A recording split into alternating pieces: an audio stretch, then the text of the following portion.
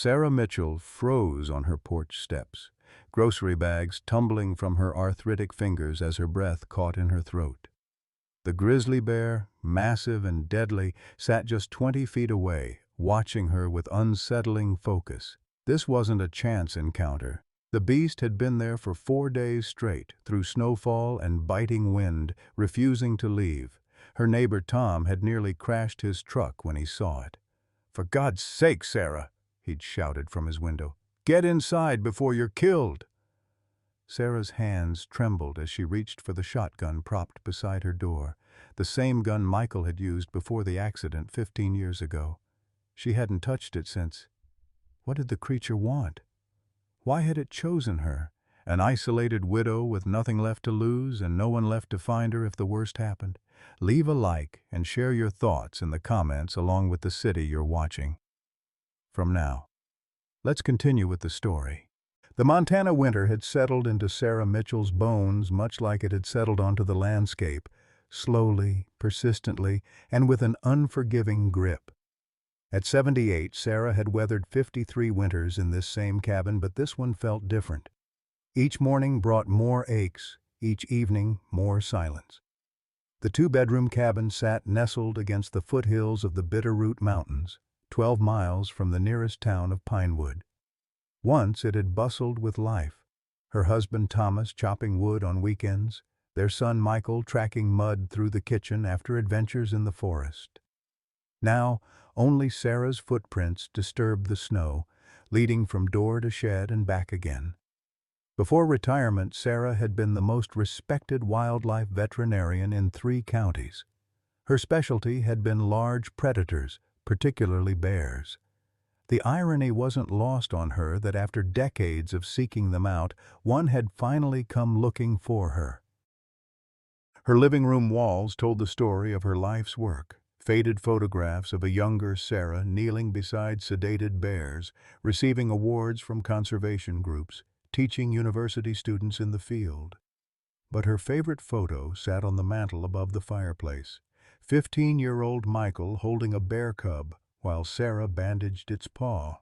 The date on the photo, May 12, 1986. What the photos didn't show was the tragedy that had torn her family apart. Michael's hunting accident 15 years ago, the very thing Sarah had spent her life fighting against. Thomas leaving 6 months later, unable to bear the grief or Sarah's silent accusation that their son's love of wildlife, instilled by her, had somehow contributed to his death.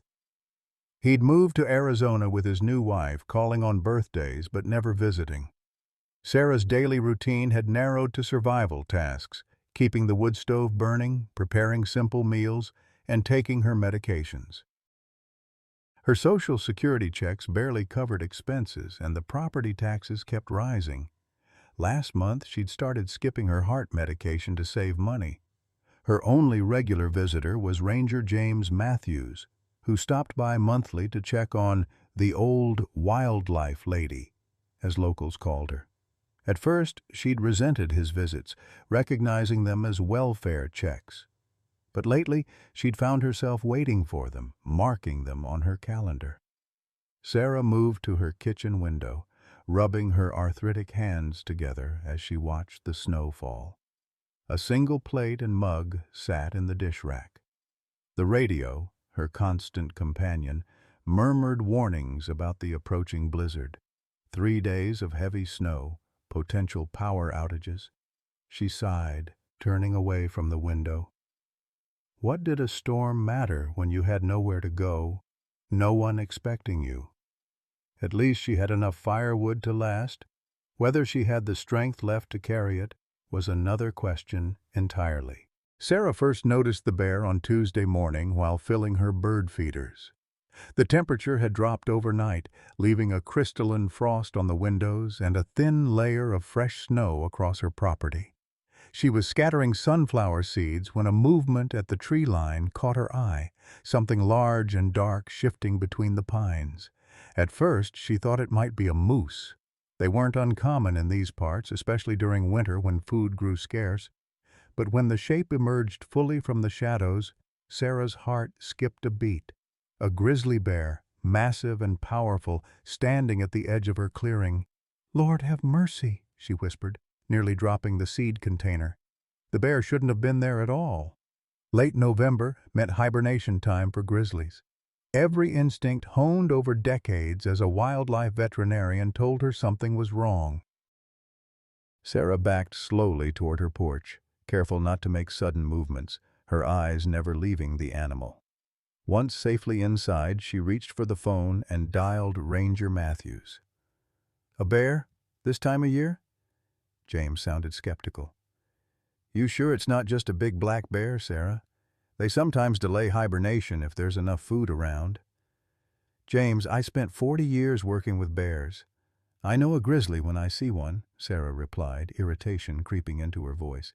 "And this one's acting strange. It's just watching the house." "Probably just disoriented.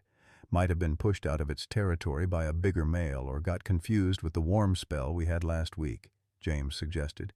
"Keep your distance and it'll likely move on by tomorrow." "I'll try to swing by this afternoon." Sarah hung up and returned to the window. The bear had moved closer, now only about 50 yards from the house, and sat on its haunches, facing her cabin directly. Not pacing or foraging, just watching. By nightfall, James still hadn't arrived and the bear remained. Sarah heated a can of soup for dinner, the radio forecasting the season's first major snowstorm approaching from the northwest. She kept glancing out the window where the bear was now just a dark silhouette against the gathering darkness. "You should be in a den somewhere," she murmured, switching on her porch light. The beam illuminated the bear's eyes, two reflective amber orbs that seemed to look straight through the glass at her. Sarah shivered and drew the curtains. That night she slept fitfully, waking at every creak of the old cabin. At 3 a.m., she gave up on sleep entirely and sat in her rocking chair by the window, shotgun across her lap. The bear had moved closer still, now sitting just 20 yards from her porch, undeterred by the light snow that had begun to fall. Morning came with no change. The bear remained, seemingly impervious to the cold or hunger that should have driven it elsewhere. Sarah called James again. "It's still there, James. Hasn't moved more than a few yards all night."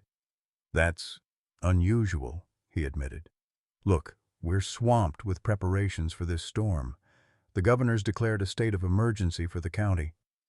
Can you just stay inside until I can get there? Maybe tomorrow?" "I've been staying inside, but that's not solving anything," Sarah replied. "It's like it's waiting for something." After hanging up, Sarah decided to try a different approach. She warmed some leftover stew and carried the pot to her porch. With the shotgun propped nearby, she carefully placed the pot at the edge of her yard, then retreated back inside. The bear watched her actions with unnerving intensity, but didn't approach the food. Hours later, the stew remained untouched, now frozen in the increasingly bitter cold. By late afternoon, word had somehow spread through Pinewood about Sarah Mitchell's bear. Her phone rang 3 times. First Betty from the general store offering to send her grandson with supplies, then Pastor Wilson asking if she needed prayer, and finally Buck Wilson, Thomas's younger brother and the county's most notorious hunter.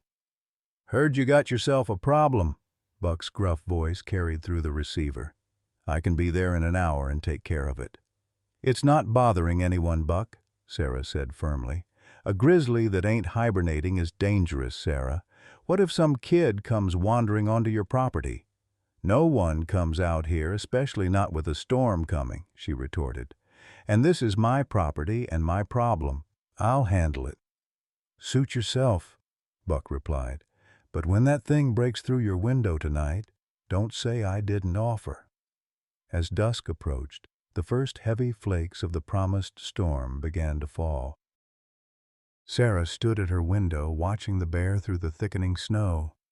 Something about its behavior triggered a memory, a research project she'd worked on decades ago about bear communication. "What are you trying to tell me?" she whispered against the glass. The bear tilted its head slightly as if it had heard her.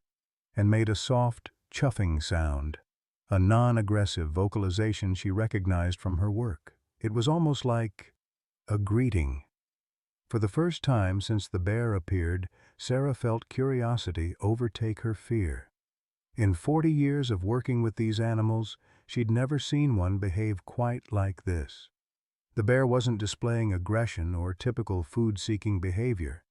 It was deliberately staying visible, maintaining a distance that was close enough to be noticed but far enough not to seem threatening. That night, as the storm intensified, Sarah dreamed of Michael. In the dream, they were walking through summer woods, and Michael kept pointing ahead, urging her to follow him deeper into the forest. "Mom," he called, "you have to see this. It's important." But whenever she tried to catch up, he disappeared around a bend in the trail. She woke to the sound of the wind howling around the eaves of her cabin and the knowledge that the bear, her bear, was still waiting outside in the gathering storm. Dawn of the third day broke with heavy snowfall. Sarah woke stiff and cold, having fallen asleep in her chair by the window. Outside, at least 4 inches of fresh snow blanketed her property, and still the bear remained. It had moved closer during the night, now just 30 yards from her porch, partially sheltered beneath a large pine tree. The sight sent a chill through her that had nothing to do with the temperature. 3 days. No bear would stay in one place for 3 days unless something was desperately wrong. Sarah made herself a strong cup of coffee, wincing as her arthritic fingers curled around the hot mug. The weather report on the radio warned of worsening conditions. This was just the beginning of the storm. Roads would soon be impassable. "I need to figure this out before I'm completely snowed in," she muttered to herself. Drawing on a lifetime of experience with wildlife, Sarah tried to analyze the bear's behavior objectively. It wasn't displaying signs of aggression or illness. It wasn't raiding her trash or looking for easy food. It seemed to be waiting, almost like it was trying to communicate. Sarah pulled on her heaviest coat, wool hat, and gloves. Against all better judgment, she decided to step outside. Not to approach the bear, but to observe it more clearly. With the shotgun slung over her shoulder, she opened her front door. The bear immediately rose to all fours, alert but not threatening. It made that same chuffing sound she'd heard yesterday, a sound bears often used as a non-aggressive greeting. "What do you want?" Sarah called out, her voice carried away by the wind. To her astonishment, the bear turned slightly and took a few steps toward the forest, then stopped and looked back at her. It repeated this motion, walking a few steps, then turning to see if she was following. "You've got to be kidding me," Sarah whispered. The bear did it again, more urgently this time. Every wildlife management protocol, every safety guideline, every bit of common sense told Sarah to go back inside and lock her door. Following a wild grizzly into the woods during a snowstorm was beyond foolish. It was potentially suicidal. But 50 years of studying these animals had taught her to trust her instincts, and right now those instincts were screaming that something extraordinary was happening. "I must be losing my mind," Sarah said aloud as she stepped off her porch and into the deep snow. Her artificial hip protested with each labored step. The bear maintained a consistent distance, close enough to see through the thickening snowfall, far enough to pose no immediate threat. It led her along the edge of the forest, occasionally pausing to ensure she was still following. After about 200 yards, the bear veered into the trees. Sarah hesitated at the forest's edge, the dense pines creating a dark barrier before her. The bear emerged briefly, made that chuffing sound again, and disappeared once more among the trees. "Lord, help me," Sarah muttered, and followed. The forest canopy offered some shelter from the falling snow. Sarah pushed through underbrush, following the bear's massive tracks in the snow. Her breath came in ragged gasps, the exertion almost too much for her aging body. After another 100 yards, the bear stopped near what appeared to be a fallen log. As Sarah drew closer, she realized it wasn't a log at all. It was the entrance to a small den, partially collapsed under the weight of snow. The bear pawed at the ground near the entrance, then looked expectantly at Sarah. "You want me to look in there?" Sarah asked, bewildered. The bear backed away several steps as if giving her space. Sarah approached cautiously, clutching her shotgun. She knelt with difficulty and peered into the darkness of the den. At first, she saw nothing. Then her eyes adjusted and her heart nearly stopped.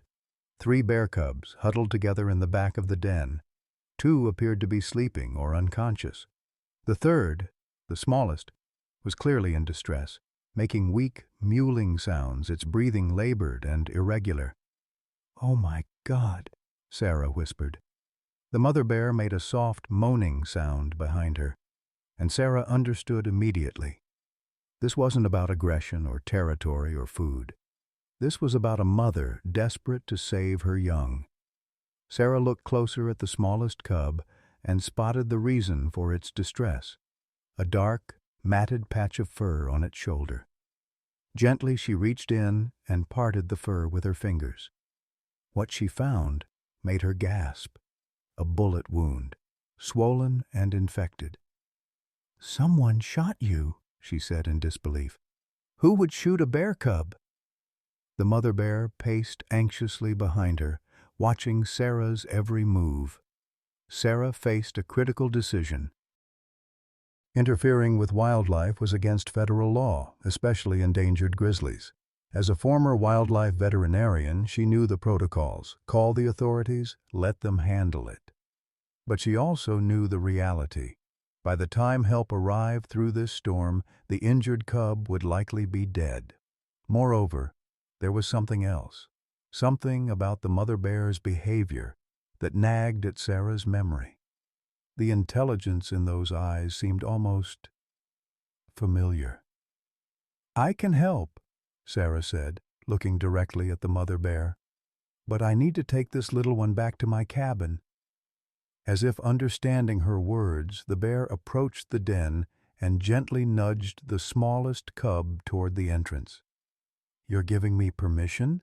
Sarah asked incredulously. The bear stepped back, watching Sarah intently. With trembling hands, Sarah removed her coat and gently wrapped it around the wounded cub. It was dangerously cold, its breathing shallow. The mother bear made no move to stop her as she carefully lifted the tiny body. "I'll do everything I can," she promised, looking into the mother's eyes. "You can follow us back."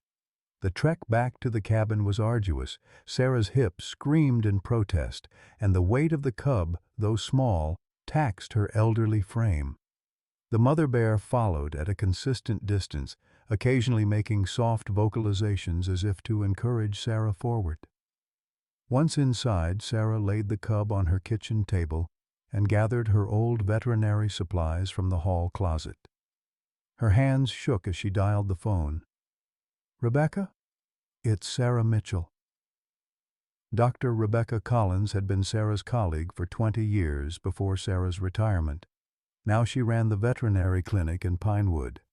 "Sarah, haven't heard from you in ages. Everything okay?" "I need your help, Becca. Professional help. No questions asked." There was a pause on the line. "What kind of help?" "I have a wounded grizzly cub. Gunshot to the shoulder, infection setting in. I need antibiotics, wound care supplies." "A grizzly? Sarah, you know that's illegal. You need to call Wildlife Services. There's no time. The storm's getting worse, and this little one won't last the night without treatment." "This is serious, Sarah. You could lose your license."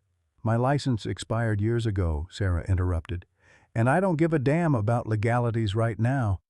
This cub is dying." Another long pause. "Even if I wanted to help, I can't get to you in this weather. The county's closed the mountain roads." Sarah closed her eyes in frustration. "Then talk me through it. I have some old supplies, but I need to know dosages for the antibiotics." Rebecca sighed. "Sarah, listen to yourself. This isn't a Disney movie. Bears don't seek human help. "This one did," Sarah insisted. "You didn't see it, Becca. She led me to her cubs. She's waiting outside right now."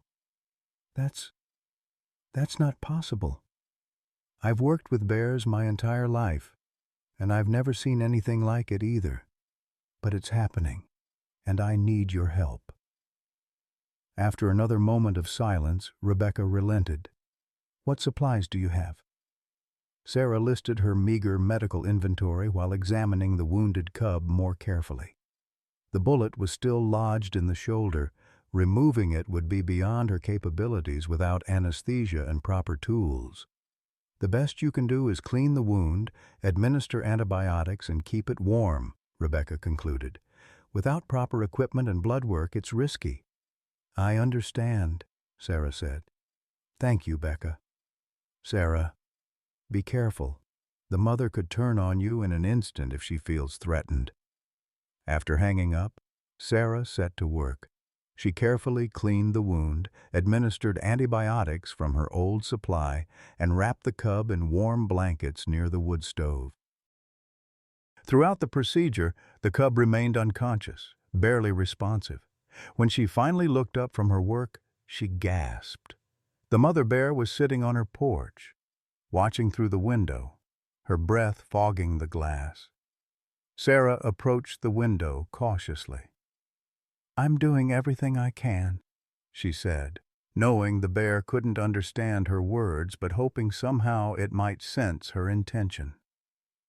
The bear placed one massive paw against the glass, and in that moment something stirred in Sarah's memory. A young bear cub she had rehabilitated many years ago. A special case. A connection unlike any other in her career. The cub she had named Hope. Morning light filtered weakly through the snowflakes as Sarah checked on the injured cub. Through the night she had maintained a vigil, applying cool compresses to reduce the fever and administering the antibiotics Rebecca had recommended. The cub's breathing remained shallow but had stabilized somewhat. Its tiny body, no larger than a medium-sized dog, trembled occasionally as if fighting off pain. "You're a fighter," Sarah whispered, gently stroking its fur. "Just like your mama." Outside, the mother bear remained on the porch, having somehow endured the frigid night temperatures. When Sarah peeked through the curtains, she found the bear's amber eyes fixed on the window, alert despite the exhaustion that must have been setting in. The weather report crackled through the radio. The storm was worsening, with another foot of snow expected before nightfall. Roads to Pinewood were already impassable. Sarah was truly on her own now. As she prepared a simple breakfast of oatmeal, a movement outside caught her attention. The mother bear had left the porch and was making her way back toward the forest, her large body plowing through the deep snow with determination. "Where are you going?" Sarah murmured, pressing her wrinkled hand against the cold window glass. An hour later, her question was answered when the bear reappeared at the edge of her yard. This time she wasn't alone. Dangling gently from her mouth was another cub, limp but visibly breathing. The mother bear approached the cabin with purpose, deposited the second cub carefully on the porch, then looked expectantly toward the door. Sarah's heart pounded. "My God," she whispered. "She's bringing them to me." She pulled on her coat with trembling hands and opened the front door. The mother bear backed away several yards, maintaining eye contact with Sarah, close enough to intervene if needed, far enough to appear non-threatening. Sarah approached the second cub slowly. This one was larger than the first, but clearly weak from exposure and hunger. No visible wounds, but its breathing was labored from the cold. When Sarah carefully lifted it, she noticed it was significantly underweight for a cub its age. "You're bringing me your children," Sarah said, looking at the mother bear with wonder. "One by one." Back inside, she placed the second cub near the wood stove alongside its sibling. The two small bodies curled instinctively toward each other, seeking warmth. Sarah covered them with a worn quilt that had once belonged to Michael. The phone rang, startling her from her thoughts. "Sarah, it's James. Just checking in. How's that bear situation?" Sarah hesitated, looking at the two cubs by her wood stove. "The situation is developing," she answered carefully. "Meaning?" "Meaning I need you to trust me, James. I know what I'm doing." "Sarah, you're not interfering with wildlife, are you?" "Because I should warn you that it's illegal." "Yes, I'm aware," Sarah cut him off. "James, I spent my entire career working with these animals. Right now, I need space to handle this my way." "You need to tell me what's going on, Sarah." "The mother bear has cubs," she admitted. "One was injured, shot. I'm providing emergency care until they can be properly transported to a wildlife facility." James's exasperated sigh crackled through the line. "I'm coming out there as soon as the road's clear." "That's fine," Sarah said. "But come with an open mind, James. What's happening here isn't in any of your wildlife management textbooks." After hanging up, Sarah turned to find the mother bear had returned to the porch, watching her through the window again. There was something in that steady gaze that continued to tug at Sarah's memory, a connection she couldn't quite place. By mid-afternoon, the financial reality of Sarah's situation began to weigh on her. She inventoried her supplies, barely enough food for herself for a week, let alone additional mouths to feed. Her medication bottles sat in a neat row on the bathroom shelf, several of them dangerously low. Last month's heating bill remained unpaid on the kitchen counter. "What am I doing?" she whispered to herself. "I can barely take care of myself." A soft whimper from the smallest cub interrupted her thoughts. Sarah knelt painfully beside it, checking the bandaged wound. The infection hadn't worsened, but the cub needed proper veterinary care she couldn't provide with her limited supplies and aging hands. "I don't know if I can save you," she admitted softly, "but I'm sure as hell going to try." Outside, the snow continued to fall in thick, heavy flakes. The thermometer outside her kitchen window read 15 degrees and falling. Sarah added more wood to the stove, wincing as her back protested the movement. When she straightened, she noticed the mother bear was gone from the porch. The realization sent a pulse of worry through her. Had the bear abandoned her cubs? Given up? 20 minutes later, she had her answer. The massive grizzly appeared once more at the edge of the yard, this time carrying the third and final cub. This one appeared to be the largest of the three, but even from a distance, Sarah could see it was struggling, its limbs twitching in distress. Sarah pulled on her coat again and stepped out into the bitter cold. The wind cut through her like a knife as she trudged through knee-deep snow toward the mother bear. "The last one?" Sarah called out, her voice nearly lost in the howling wind. The bear placed the cub down gently in the snow and stepped back, her eyes never leaving Sarah's face. Up close, Sarah could see the exhaustion in the mother bear's posture, the desperation in her eyes. She was thinner than she should be this close to hibernation, her coat dull with fatigue. Sarah gathered the third cub in her arms. Like its siblings, it was too still, too quiet. She turned back toward the cabin but stopped short when she heard the crunch of tires on snow. A pickup truck was pulling into her driveway, chains on its tires cutting through the deep snow. Sarah recognized it immediately, Buck Wilson's red Ford F-150. He emerged from the driver's side, rifle in hand, his face a mask of shock as he took in the scene before him. Sarah holding a bear cub, the mother grizzly standing just yards away. "Sarah, don't move!" he shouted, raising his rifle toward the mother bear. "Buck, no!" Sarah yelled back. "She's not dangerous. Put the gun down!" Buck kept the rifle trained on the bear, his finger hovering near the trigger. "Have you lost your mind?" "That's a grizzly, Sarah." "I know what she is," Sarah said, stepping deliberately between Buck's rifle and the mother bear. "And she's not a threat. She brought her cubs to me for help." Buck's expression shifted from alarm to disbelief. "Bears don't do that." "This one did," Sarah insisted. "One of them's been shot, infected wound. They need help and she knew it." The mother bear remained still, watching the standoff with uncanny intelligence. She made no aggressive moves, though every instinct must have been screaming at her to protect her young. "Please, Buck," Sarah said, her voice softening. "Help me get this cub inside, and I'll explain everything." Buck hesitated, his weathered face conflicted. Finally, he lowered the rifle slightly. "You always were the crazy one in the family," he muttered, but his tone had softened. "Thomas said you'd rather save a bear than a marriage." The barb stung, but Sarah ignored it. "Are you going to help me or not?" Buck glanced at the mother bear again, then back at Sarah.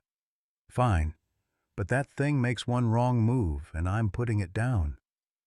Together they carried the third cub into the cabin. Buck's eyes widened when he saw the other two by the wood stove. "Jesus, Sarah, you've got a whole bear nursery going on in here." "They'll die without help," Sarah said simply, placing the third cub alongside its siblings. "Their mother knows it too." Buck shook his head in disbelief. "And what exactly is your plan here? You can't keep wild bears as pets." "Of course not," Sarah snapped. "Once the road's clear, I'll contact a wildlife rehabilitation center. But until then, I'm all they've got." Buck moved to the window, looking out at the mother bear who had returned to her vigilant position on the porch. "How do you know that Mama Bear won't decide to break in here and tear you apart?" "Because she's the one who brought them to me," Sarah replied. "She's trusting me." "Bears don't trust people, Sarah." "Then how do you explain what's happening?" Buck had no answer for that. He set his rifle by the door and removed his snow-covered jacket. "Power's out all over the county," he said, changing the subject. "Might be days before they restore it up here." "I've got the wood stove," Sarah said, "and enough candles to last." "What about food? Medicine?" Sarah didn't answer, which was answer enough. Buck sighed heavily. "I brought some supplies. Figured you might be running low." He gestured toward his truck. "Got canned goods, bottled water, some first aid stuff." Sarah looked at him in surprise. Buck had never been particularly thoughtful, especially not toward her. After Thomas left, Buck had made it clear whose side he was on. "Thank you," she said simply. As Buck went to retrieve the supplies from his truck, Sarah checked on the cubs again. All three were huddled together now, drawing strength from each other's presence. And the smallest one's breathing seemed slightly stronger, the antibiotics perhaps beginning to take effect. "You're safe now," she whispered to them. "All three of you." But as she stroked their fur, a troubling question nagged at her mind. What would happen when Ranger Matthews and Wildlife Services inevitably arrived? The law was clear. Wild animals belonged in the wild or in official rehabilitation facilities, not in an elderly woman's cabin. Outside, the mother bear maintained her vigil as darkness fell and the snowstorm intensified, blanketing the world in white silence. The sixth day of the bear's vigil brought the full fury of the blizzard. Sarah woke to the howling wind rattling her cabin windows and the thermometer outside reading 7 degrees below zero. The power had gone out during the night, leaving the wood stove as their only source of heat. Buck had insisted on staying, taking Michael's old room, rather than attempting to drive back to town through the worsening storm. Sarah's first thought was for the cubs. She hurried to check on them, her joints stiff and painful in the cold morning air. All three remained huddled together by the wood stove, the smallest one's breathing noticeably stronger than the day before. "Well, I'll be damned," Buck said from behind her, pulling on his flannel shirt. "That little one might make it after all." Sarah nodded, relief washing over her. "The antibiotics are working, but we need to get that bullet out." "With what?" You got an operating room hidden somewhere in this cabin I don't know about? I've got my old veterinary kit, Sarah replied, moving painfully to the kitchen. It's not ideal, but it'll have to do. Buck watched her prepare a simple breakfast of oatmeal and coffee heated on the wood stove. The domesticity of the moment felt strange after 15 years of mutual avoidance. Thomas's younger brother had never made a secret of his belief that Sarah's unhealthy obsession with wildlife had pushed his brother away. "Why are you helping me, Buck?" Sarah asked suddenly, placing a steaming mug before him. "Last I checked, you thought I was the crazy bear lady who ruined your brother's life." Buck stared into his coffee. "Maybe I was wrong about some things," he said finally, his voice gruff with reluctance. Thomas wasn't exactly blameless. Sarah raised an eyebrow but said nothing, waiting for him to continue. "After Michael died," Buck cleared his throat, "Thomas just checked out. Left you to deal with everything alone. That wasn't right." "No," Sarah agreed quietly. "It wasn't." Buck gestured toward the window, where the mother bear remained visible through the swirling snow, a dark silhouette against the white landscape.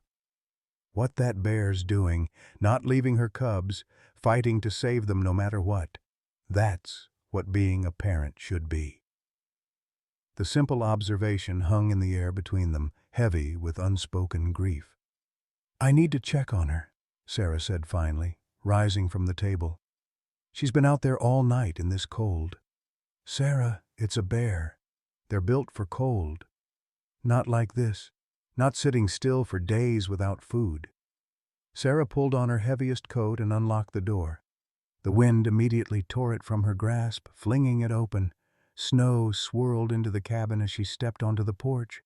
The mother bear, dusted with several inches of snow, rose to all fours at Sarah's appearance. Up close, Sarah could see how gaunt the animal had become, her normally robust frame showing signs of significant weight loss. Bears typically entered hibernation with thick layers of fat to sustain them through winter. This mother had clearly sacrificed her own well-being for her cubs.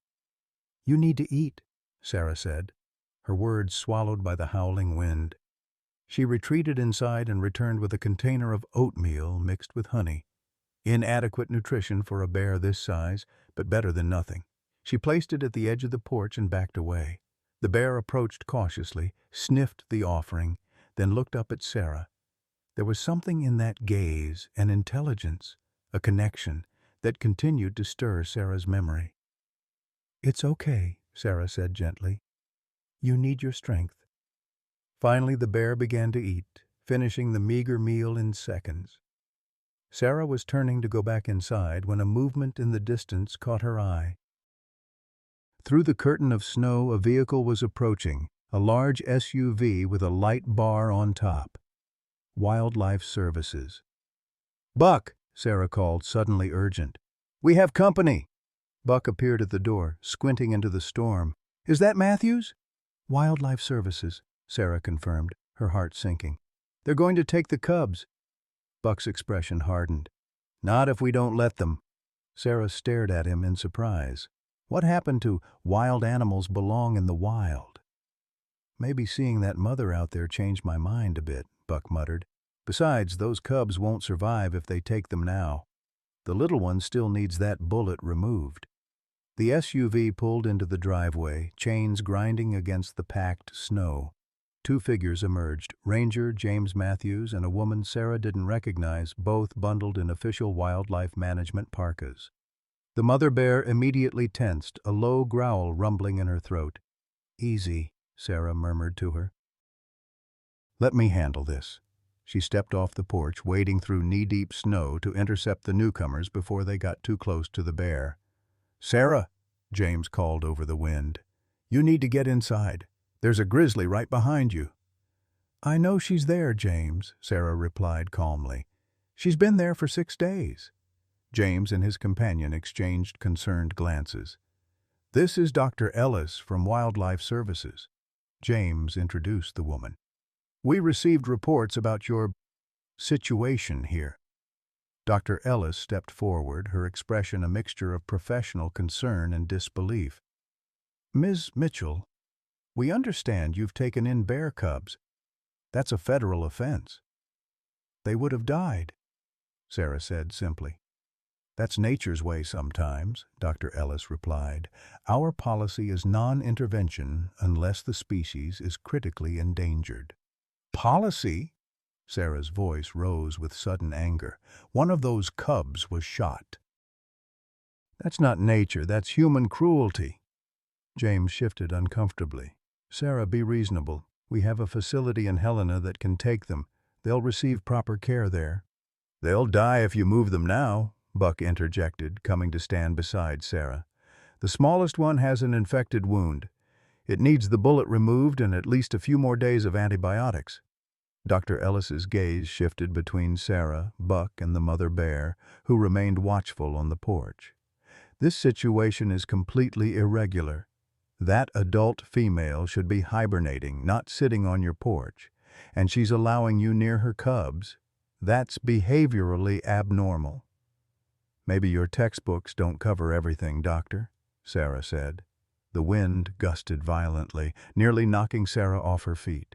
James steadied her with a concerned grip. "We can discuss this inside," he suggested, eyeing the mother bear nervously. "She won't hurt you," Sarah assured them.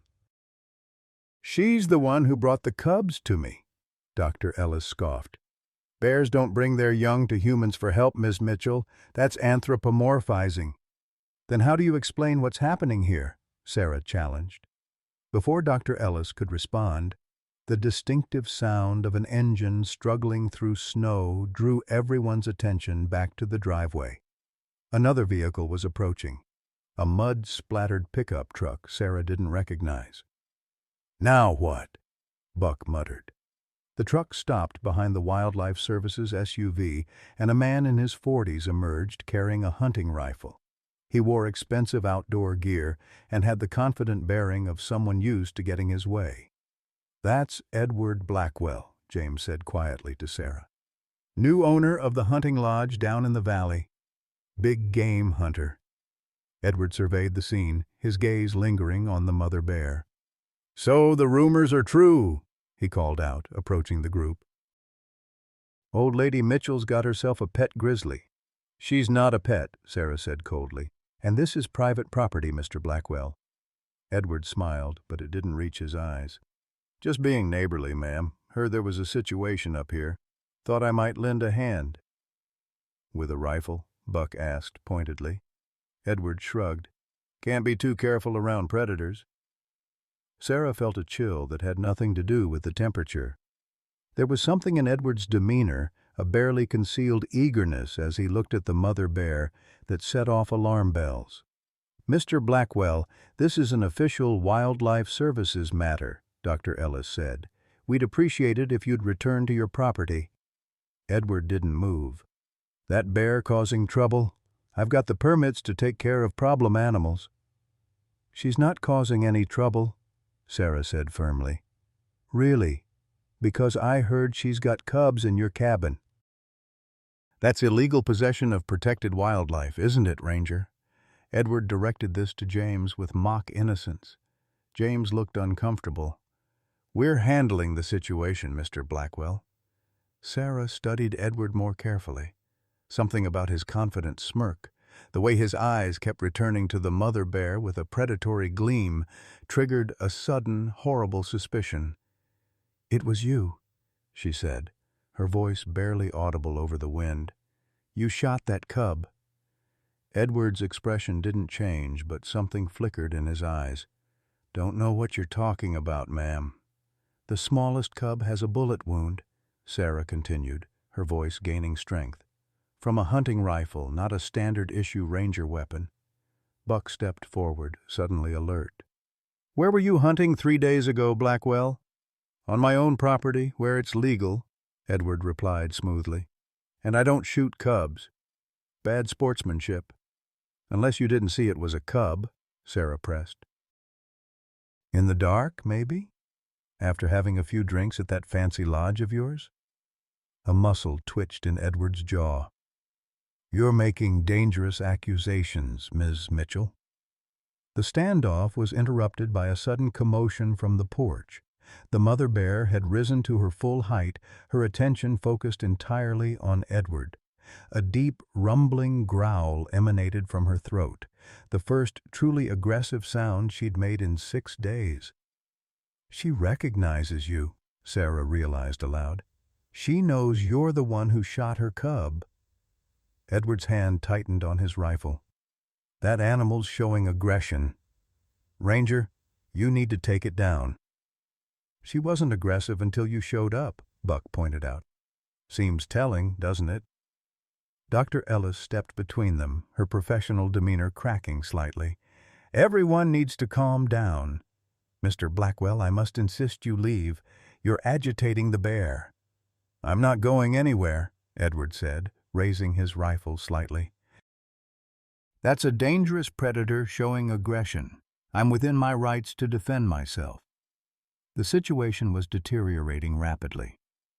The mother bear remained on the porch but was clearly agitated, shifting her weight from paw to paw, her eyes never leaving Edward. Put the gun down, Blackwell, Buck said, his own hand moving toward the rifle he'd left leaning against the cabin wall. Or what, old man? Edward sneered. James tried to diffuse the tension. Everyone just take a step back. Mr. Blackwell, as the authority here, I'm asking you to return to your vehicle. Edward ignored him, his attention fixed on the mother bear. That's a trophy grizzly. Must be close to 800 pounds. She's a mother protecting her cubs, Sarah said, stepping deliberately between Edward and the bear. Something you wouldn't understand. Get out of the way, Ms. Mitchell, Edward warned. No. The standoff might have continued indefinitely if nature hadn't intervened. A massive gust of wind tore through the clearing, bringing with it a deafening crack as a snow-laden branch broke from a nearby pine. It crashed to the ground mere feet from Edward, startling everyone, especially the mother bear. With a roar, she charged off the porch toward the perceived threat. Edward swung his rifle up. See? It's attacking. No! Sarah lunged for the rifle. Her elderly frame no match for Edward's strength, but her desperation lending her speed. The gun discharged, the shot going wide as Sarah collided with Edward. They both tumbled into the snow, Edward cursing as he tried to regain control of his weapon. Buck was there in an instant, wrenching the rifle from Edward's grasp with surprising strength for a man his age. That's enough! The mother bear had stopped her charge when the shot rang out, now standing uncertainly between her cubs in the cabin and the humans in the yard. Her powerful muscles were tensed, ready to attack or flee. It's okay, Sarah called to her, struggling to her feet in the deep snow. You're safe. Your cubs are safe. Dr. Ellis watched in astonishment as the bear responded to Sarah's voice, visibly calming. That's remarkable, she admitted. James helped Sarah up, shooting a disgusted look at Edward, who was brushing snow from his expensive jacket. Mr. Blackwell, you're facing charges for discharging a firearm during a Wildlife Services operation. I'm confiscating your weapon. Edward's face darkened with anger. This isn't over, he warned, glaring at Sarah before trudging back to his truck. As the sound of his engine faded into the storm, Sarah turned to Dr. Ellis. Now do you understand? That bear brought her cubs to me because humans are the threat. She trusted me to protect them. Dr. Ellis looked thoughtful, her scientific skepticism warring with what she had just witnessed. I've never seen behavior like this in 20 years of wildlife management. Because it's unprecedented, Sarah said. But that doesn't make it impossible. She gestured toward the cabin. Come inside. See the cubs for yourself. Then tell me if taking them away in this condition is really following your mission of wildlife protection. Dr. Ellis hesitated, then nodded. I'll examine them, but I can't make any promises, Ms. Mitchell. As they made their way back to the cabin, Sarah glanced back at the mother bear who had returned to her position on the porch. Their eyes met briefly, and Sarah felt again that strange sense of recognition. a connection that defied scientific explanation but felt undeniably real. Inside, Dr. Ellis knelt beside the three cubs, her clinical detachment softening as she examined them. "The bullet needs to come out," she confirmed, gently probing the smallest cub's wound. "And they're all malnourished. Their mother hasn't been eating either," Sarah pointed out. "She's been too focused on protecting them." Dr. Ellis looked up, her professional facade cracking slightly. "I've never seen maternal dedication like this in a wild animal. It's almost human. Maybe the line between us and them isn't as clear as we think," Sarah suggested. The wildlife veterinarian spent nearly an hour examining all three cubs, taking notes and occasionally asking Sarah questions about their care. Finally, she stood up, her decision evident in her expression. "They can stay for now," she said reluctantly, "but only until the smallest one is stable enough for transport, and I want daily updates." Sarah felt a wave of relief wash over her. "Thank you." "Don't thank me yet," Dr. Ellis warned. "If anything happens to those cubs under your care, or if that mother bear becomes truly aggressive, I'll have no choice but to intervene." As Dr. Ellis and James prepared to leave, Buck pulled Sarah aside. "Blackwell's going to be trouble," he said quietly. "Men like that don't take humiliation well." Sarah nodded, the brief triumph of keeping the cubs fading under this new concern. "We'll need to take shifts watching the property." "Already planning on it," Buck assured her. "I'll take first watch." After the Wildlife Service's SUV departed, struggling through the deepening snow, Sarah returned to the porch where the mother bear maintained her vigil. "We bought some time," she told the bear softly. "Now we just need to get that bullet out of your little one." The bear made a soft chuffing sound as if in understanding. For the first time in 6 days, she moved from her position and approached Sarah, stopping just a few feet away.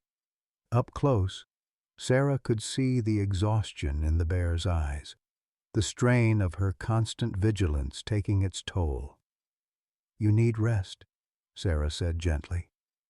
"Your cubs are safe now." "I promise."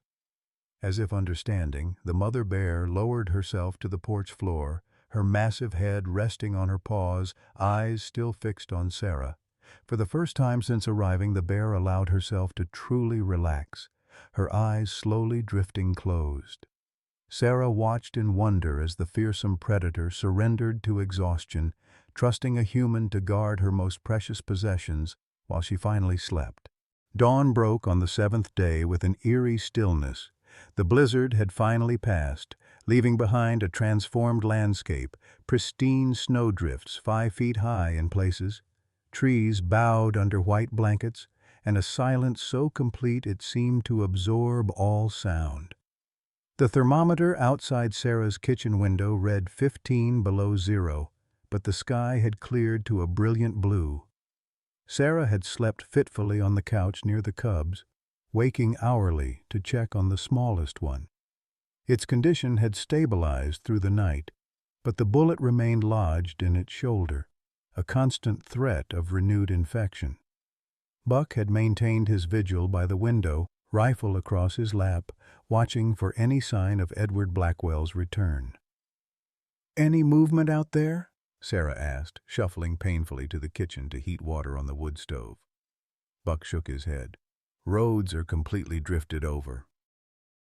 Nobody's getting up here today without a snowmobile or heavy equipment." Sarah nodded, relief mingling with concern. The isolation bought them time, but it also meant no additional medical supplies could reach them. The smallest cub needed surgery soon. "How's Mama Bear?" she asked, peering through the frosted window. "Still sleeping on the porch. First real rest she's had in days, I reckon." Buck rubbed his eyes, exhaustion evident in the deep lines of his weathered face. "You should sleep too," Sarah suggested. "I can keep watch for a while." Buck hesitated, then nodded reluctantly. "Wake me in 4 hours, no matter what." As Buck retreated to Michael's old room, Sarah settled into the chair by the window. Outside, the mother bear lay curled on the porch, her massive body rising and falling with each breath. In sleep, with the morning sun glinting off her fur, she looked almost peaceful. Not the fearsome predator of wilderness documentaries, but a mother exhausted from protecting her young. Sarah's gaze drifted to the photos on the mantel. Michael at 10, proudly holding up his first fish. Michael at 15, cradling that bear cub while Sarah tended its injured paw. The memory of that day suddenly sharpened in her mind. The cub had been female, orphaned when its mother was killed by a car on the highway. Sarah had named her Hope, nursing her back to health over several months before releasing her into a protected area of the national forest. Michael had been heartbroken to see her go. "She'll forget us, Mom," he'd said, wiping away tears as they watched the young bear disappear into the trees. "Maybe," Sarah had replied, "but we won't forget her." A soft whimper drew Sarah back to the present. The smallest cub was stirring, its tiny paws twitching as it dreamed. Sarah knelt beside it, gently checking the bandaged wound. The swelling had decreased slightly, but the cub's temperature remained elevated. "We need to get that bullet out," she murmured. Her old veterinary kit lay open on the coffee table: forceps, scalpels, suture materials, and a dwindling supply of antibiotics. Sarah had performed countless surgeries during her career, but always in a proper facility with anesthesia and assistance. Here, with her arthritic hands and limited supplies, the prospect was daunting. Yet the alternative was worse. Without intervention, the cub would almost certainly die. Sarah was sterilizing her instruments in boiling water when a soft tapping at the window startled her. The mother bear had awakened and was standing at the glass, watching her with those intelligent amber eyes. When Sarah approached, the bear placed one massive paw against the window, as if reaching for her. "I'm going to try," Sarah told her, knowing the bear couldn't understand her words but somehow feeling she might comprehend the intention. "I'll do everything I can." The bear held her gaze for a long moment, then lowered herself back to the porch floor, her eyes remaining fixed on the window. Sarah returned to her preparations, trying to ignore the tremor in her hands. As she arranged the instruments on a clean towel, she found herself wishing for Rebecca's steady hands and expertise. But wishes wouldn't remove the bullet. Only action would. She was about to wake Buck for assistance when the smallest cub suddenly convulsed, its tiny body rigid with pain. The other two cubs scrambled away, startled by their siblings' distress. "No, no, no," Sarah muttered, rushing to the cub's side. Its breathing had become shallow and rapid, its temperature spiking dangerously high. The infection was worsening. There was no more time for preparation or doubt. Sarah steadied her hands and reached for the forceps. "I'm sorry, little one," she whispered as she began. The procedure was grueling. Without proper anesthesia, Sarah could only rely on the cub's weakened state to minimize its pain. Her fingers, once capable of the most delicate surgeries, now betrayed her with their stiffness and tremors. Twice she almost lost her grip on the bullet fragment, and once she feared she'd caused additional damage to the surrounding tissue. But after what felt like hours, the metal fragment came free, a small, misshapen bullet from a hunting rifle. Sarah dropped it into a bowl with a soft clink that seemed to echo in the quiet cabin. "Got you," she whispered, relief washing over her as she began the meticulous process of cleaning and suturing the wound. She was just finishing when Buck emerged from the bedroom, alerted by the unusual silence. "You did it?" he asked, eyeing the bloody bullet in the bowl. Sarah nodded, suddenly exhausted. "It was deeper than I thought. He's very weak, but at least the source of infection is gone." Buck studied the bullet fragment. "That's from a Remington hunting rifle. Expensive ammunition. Fits with what Blackwell would use." Sarah carefully wrapped the cub in clean blankets and placed it near the wood stove. "Will it be enough evidence to charge him?" Buck shrugged. Maybe, if we can prove it came from his gun. Outside, the mother bear had risen again, pacing anxiously on the porch. Sarah went to the window, holding up the bowl with the bullet so the bear could see. "It's out," she said softly. "He's resting now." To her amazement, the bear stopped pacing and stared at the bullet. A low, rumbling growl emanated from her throat. Recognition, anger, or both. Then, in a gesture that sent chills down Sarah's spine, the bear raised her right front paw to her left shoulder, precisely where her cub had been wounded. "Buck!" Sarah called, her voice tight with emotion. "Look at this." Buck joined her at the window just in time to see the bear repeat the gesture. "She's showing me," Sarah whispered. "She's telling me she's hurt too." Buck's skepticism was evident in his furrowed brow, but he couldn't deny what they'd just witnessed. That's not normal bear behavior." "Get my kit ready again," Sarah said, decision made. "I need to check her." "Sarah, no. That's going too far. She may have tolerated you taking her cubs, but trying to examine her, she'll tear you apart." "She won't," Sarah insisted, though doubt flickered in her mind. "She's been trying to communicate this to me. Why else would she stay here instead of finding shelter? Why else would she keep watching me even after her cubs were safe inside?" Before Buck could protest further, Sarah was pulling on her coat. "At least take the rifle," Buck urged, but Sarah shook her head. "No weapons." "She needs to trust me." The cold hit Sarah like a physical blow as she stepped onto the porch. The mother bear backed away slightly but didn't flee, her eyes never leaving Sarah's face. "You're hurt too, aren't you?" Sarah said gently, taking a cautious step forward. "Let me see." The bear remained still, watching as Sarah slowly approached. When Sarah extended her hand, palm up in a non-threatening gesture, the bear did something extraordinary. She lowered herself to the porch floor and exposed her left shoulder. Sarah's breath caught in her throat. There, partially hidden by thick fur, was a wound similar to the cub's, swollen, infected with what appeared to be another bullet fragment embedded in the flesh. "Oh, you poor thing," Sarah murmured. "You've been in pain this whole time." The bear made a soft moaning sound, almost like a whimper. "I can help," Sarah said, "but not out here in the cold. You need to come inside." As if understanding her words, the bear rose and followed Sarah to the cabin door. Buck stood frozen in disbelief as Sarah opened the door wider, allowing the massive predator to enter her home. "Have you lost your mind?" he hissed.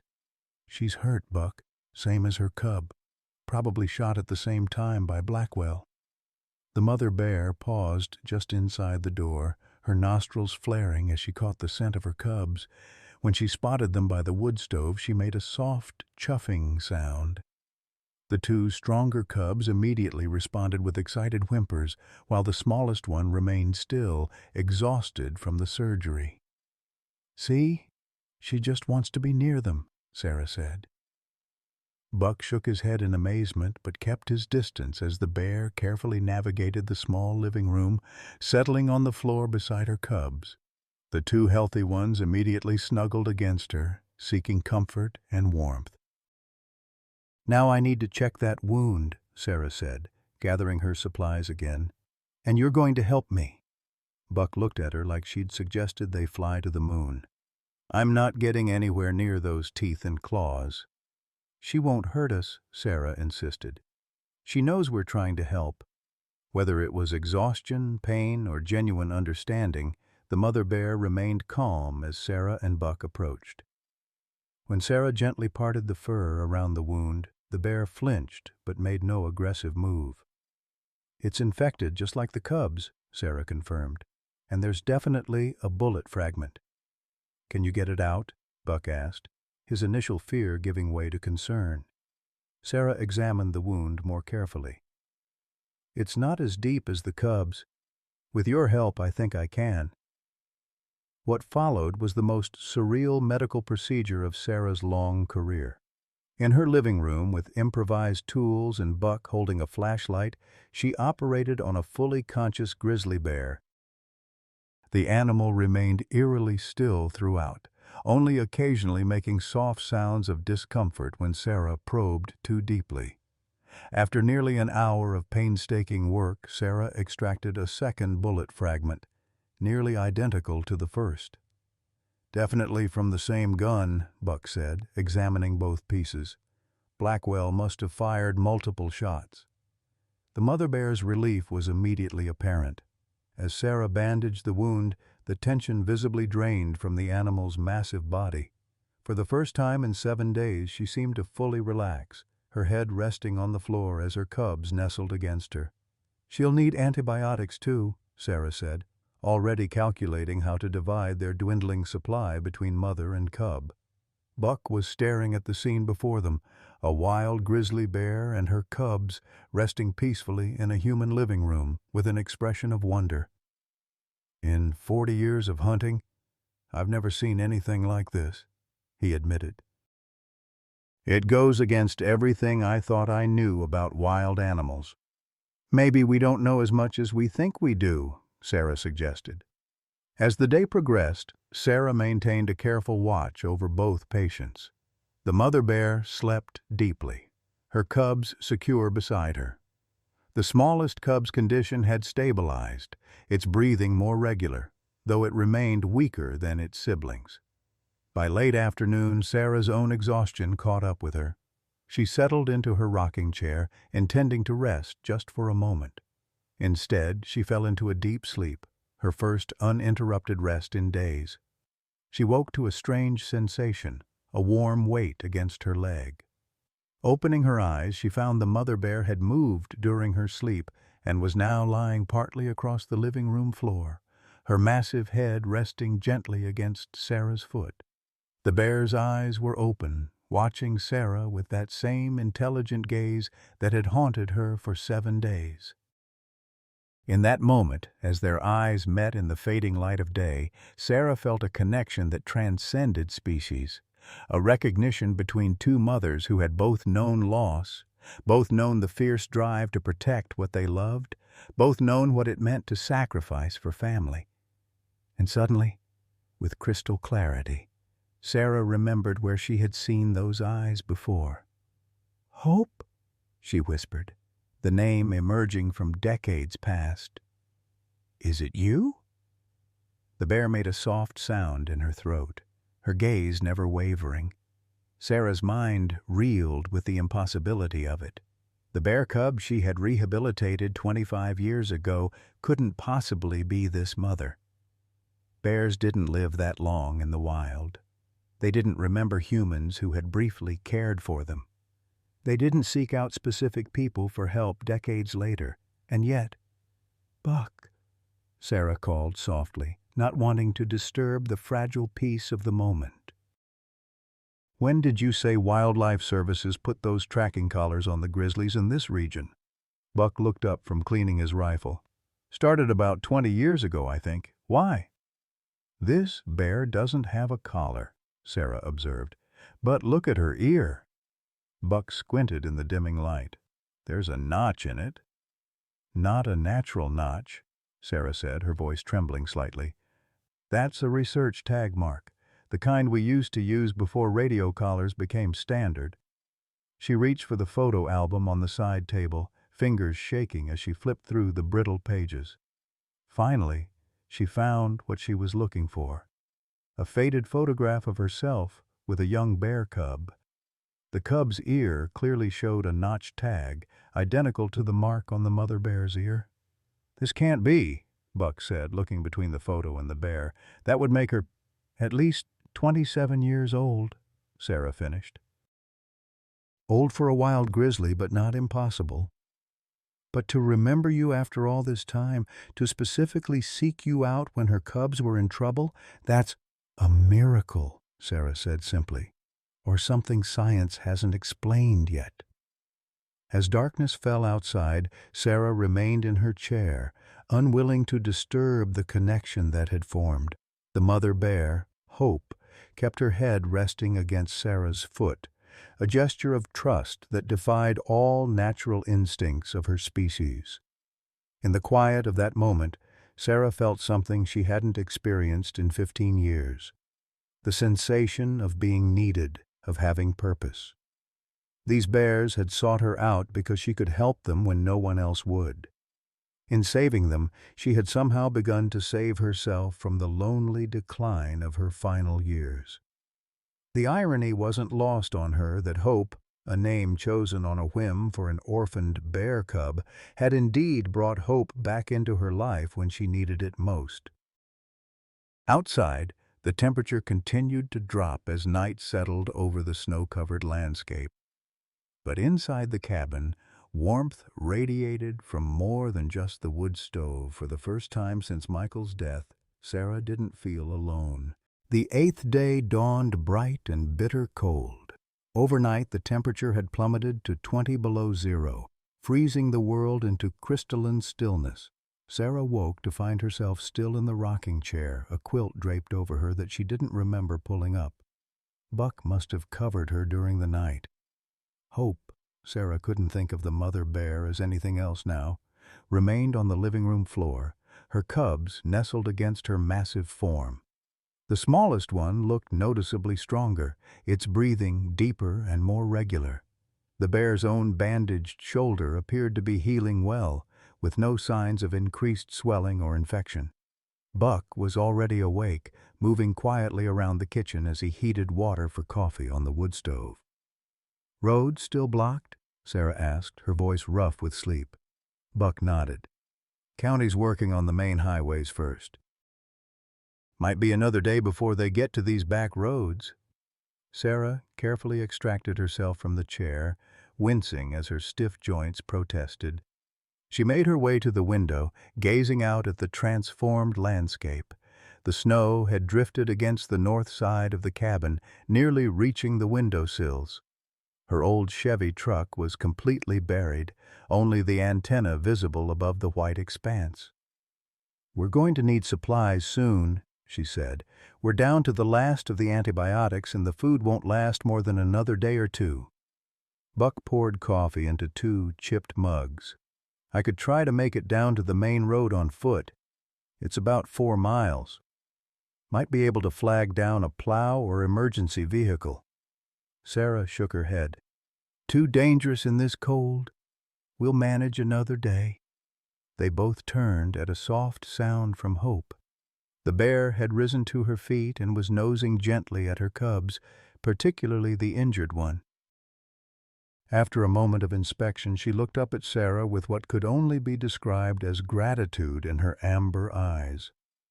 "She knows you saved her baby," Buck said quietly, the skepticism gone from his voice. "And herself." Sarah approached slowly, kneeling with difficulty beside the massive bear. "You're welcome," she said softly, reaching out a trembling hand. Hope didn't flinch as Sarah's fingers made contact with her thick fur. Instead, she leaned slightly into the touch, a gesture so gentle it brought tears to Sarah's eyes. "I remember when you were small enough to hold," Sarah told her, memories flooding back. "You were so frightened when they brought you to me. Your mother had been killed by a car on the highway. You wouldn't eat for days." Buck watched the exchange with wonder. "You really think it's the same bear, after all these years?" Sarah nodded. "The notched ear is identical, and look here." She parted the fur near Hope's left ear, revealing a small white scar. "And she got this when she tried to climb out of the enclosure. Cut herself on the wire. I stitched it myself." Buck shook his head in amazement. "Even if it is the same bear, how did she find you after all this time? How did she know you could help?" "I don't know," Sarah admitted. "Maybe some memories run deeper than science can explain." Sarah's thoughts were interrupted by the distant sound of an engine. She moved to the window, peering through the frost patterns etched on the glass. A large vehicle was making its way up the snow-covered road, a county snowplow clearing a path. "Help's coming," she said, relief mingling with a strange reluctance. Once the roads were clear, Wildlife Services would return for the cubs. Dr. Ellis had been clear about that. Buck joined her at the window. "That's not just a snowplow," he said, his voice suddenly tense. "There's another vehicle behind it. Looks like Blackwell's truck." Sarah's heart sank. She turned back to Hope and her cubs, the peaceful scene about to be shattered. "We need to get them somewhere safe. If Blackwell sees Hope here—" "The cellar," Buck suggested. "It's not ideal, but it's the only place big enough to hide them." Sarah nodded, though the prospect of moving an injured mother bear and 3 cubs seemed nearly impossible. To her surprise, Hope seemed to sense their urgency. As Sarah approached, the bear carefully nudged her cubs to their feet, even the smallest one. "This way," Sarah said, leading them toward the cellar door. Hope followed, shepherding her cubs before her. The cellar was cold, but above freezing thanks to the heat from the cabin above. Sarah quickly arranged old blankets into a makeshift nest while Buck guided the bears down the steep stairs. Hope moved cautiously, clearly uncomfortable in the confined space, but seemingly understanding the need for concealment. "Stay here," Sarah told her, looking into those intelligent eyes. "Stay quiet, please." Hope settled on the blankets, drawing her cubs close. The smallest one whimpered briefly before nestling against its mother's warm fur. Back upstairs, Sarah and Buck had barely closed the cellar door when a heavy knock sounded at the front of the cabin. Buck positioned himself near the door, rifle within reach but not in hand. "Who is it?" Sarah called. "County Road Department, ma'am," came the reply. "Just cleared your access road. Got someone here who says he's a neighbor of yours." Sarah exchanged a worried glance with Buck before opening the door. Outside stood a county worker in a heavy reflective jacket, and behind him Edward Blackwell, still in his expensive hunting gear. "Morning, Ms. Mitchell," the road worker said cheerfully. "Thought you might be running low on supplies after being snowed in for 3 days. Your neighbor here offered to check on you." Blackwell smiled, but his eyes were cold as they swept past Sarah into the cabin. "Just being neighborly," he said, the same phrase he'd used during their last encounter. "That's very thoughtful," Sarah replied stiffly. "But as you can see, we're managing fine." The road worker nodded. "Roads should be fully cleared by this afternoon. Emergency services are checking on all the remote properties. You folks need anything urgently?" "We're fine, thank you," Buck said, stepping forward. His posture made it clear he wanted the visitors to leave. The worker seemed to sense the tension. "All right then. You have a good day." He turned and trudged back toward his plow. Blackwell, however, made no move to leave. "Mind if I come in for a moment? It's freezing out here." "Actually, Sarah began, but Blackwell had already shouldered past her into the cabin. He stood in the center of the living room, examining everything with calculating eyes. Quite the storm, wasn't it? "Makes you appreciate modern conveniences." His gaze fell on the bowl containing the 2 bullet fragments on the coffee table. "What have we here?" Sarah moved to block his view, but it was too late. Blackwell picked up the bowl, studying the bullet fragments with feigned innocence. "Doing some hunting, Ms. Mitchell. Didn't take you for the type." "Those were removed from a wounded bear and her cub," Buck said bluntly. "Hunting grizzlies is illegal in this state, as you well know." Blackwell's expression hardened. "Careful with your accusations, old man." "It's not an accusation," Sarah said. "It's a fact. Those bullets match the ammunition used in your rifle, the one Ranger Matthews confiscated." "Circumstantial at best," Blackwell replied smoothly. "Many hunters use that caliber." He set the bowl down and continued scanning the room. "Speaking of bears, where are your furry house guests? Wildlife Services mentioned you had quite the menagerie going." Sarah's heart raced. "They were transferred yesterday," she lied, "to a rehabilitation facility in Helena." Blackwell raised an eyebrow. "Really? Because I spoke with Dr. Ellis this morning and she said they were planning to collect them today. Trapped in the lie, Sarah fell silent. Buck stepped forward, physically placing himself between Blackwell and the cellar door. "I think it's time for you to leave," he said firmly. Blackwell smiled, a predatory gleam in his eyes. "You know, it's the strangest thing. My security cameras at the lodge captured something unusual the night before the storm. A mother grizzly and 3 cubs passing right through my property." He pulled out his phone, showing them a grainy night vision image. "Beautiful specimen. Would make quite the trophy." "Is that why you shot her?" Sarah demanded. "For a trophy?" "I told you before, I don't shoot cubs. Bad sportsmanship." Blackwell pocketed his phone. "But a full-grown female like that?" "Fair game during hunting season." "It's not hunting season," Buck pointed out, "and even if it was, you need special permits for grizzlies." Blackwell shrugged. "Details. The point is that Bear and her cubs represent a significant investment opportunity for me. My clients pay top dollar for unique hunting experiences." Sarah felt sick. "You run a trophy hunting operation." "I provide wealthy sportsmen with once-in-a-lifetime adventures," Blackwell corrected smoothly. "And a mother grizzly with cubs would be the highlight of our spring catalog, once the cubs are old enough to make it sporting, of course." "That's disgusting," Sarah said, unable to contain her revulsion. Blackwell's pleasant facade dropped slightly. "It's business, Ms. Mitchell. Very profitable business. Now, where are they?" "We told you they're gone," Buck insisted. A soft sound from below, the faintest whimper of a bear cub, betrayed them. Blackwell's eyes darted to the cellar door, a triumphant smile spreading across his face. "Ah, not gone after all."